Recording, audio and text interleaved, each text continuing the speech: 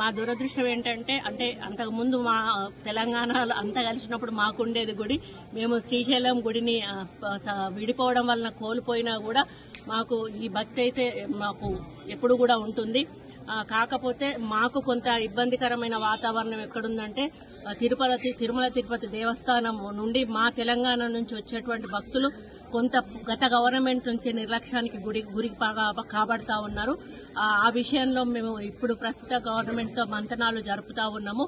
గతంలో తెలుగుదేశం ప్రభుత్వం ఉన్నప్పుడు అధికారంలో ఉన్నప్పుడు ఏ విధంగా అయితే కొన్ని పద్ధతులు నియమాలు పాటించేవాళ్ళు అదే పద్ధతిలో మా ప్రభుత్వానికి కూడా వారు ఇవ్వాలని వారికి మేము రిప్రజెంటేషన్ కూడా ఇవ్వడం జరిగింది. ముఖ్యమంత్రి గారు కూడా ఈ రాష్ట్ర ముఖ్యమంత్రి గారితో కూడా మాట్లాడడం జరిగింది. వారు కూడా ఒక పాజిటివ్ వేలో మేమందరం కూడా చర్చించుకొని మొన్ననే వాళ్ళ కమిటీ కూడా వేయడం జరిగింది. కాబట్టి కమిటీలో నిర్ణయించుకొని మరి తెలంగాణకు నుంచి అధిక భక్తులు వస్తారో అధిక రాబడి కూడా వస్తుంది. మరి గతంలో మాకు అక్కడి నుంచి కళ్యాణ మండపాలు గానీ గుళ్ల డెవలప్మెంట్ల కోసం గానీ కాలనీ గుళ్ల కోసం గానీ మాకు చాలా నిధులు వచ్చేవి. మరి అదే విధంగా మళ్ళీ అక్కడి నుంచి మాకు నిధులు రావాలని కూడా వారిని కోరుతూ, ఎందుకంటే తెలంగాణలో చాలా గుళ్ళు ఎక్కువగా ఉన్నాయి. మరి ప్రాచీనమైనటువంటి గుళ్ళు కూడా చాలా ఎక్కువగా ఉన్నాయి.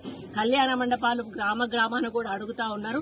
కాబట్టి టీటీడీ వారు తలుచుకుంటే ఇవన్నీ కూడా జరిగే అవకాశం ఉంటుంది. కాబట్టి వారు తప్పకుండా ఒప్పుకొని మా తెలంగాణకు ఒక ప్రత్యేకమైనటువంటి మరి నమ్మకాన్ని కలిగించి మా మీద ఒక ప్రత్యేక దృష్టి సారిస్తారని ఆశిస్తూ మరి స్వామివారికి దర్శనం చాలా బాగా అయింది. మళ్లీ వారు మమ్మల్ని త్వరలోనే రప్పించుకొచ్చారని ఆశిస్తూ సెలవు తీసుకుంటారు.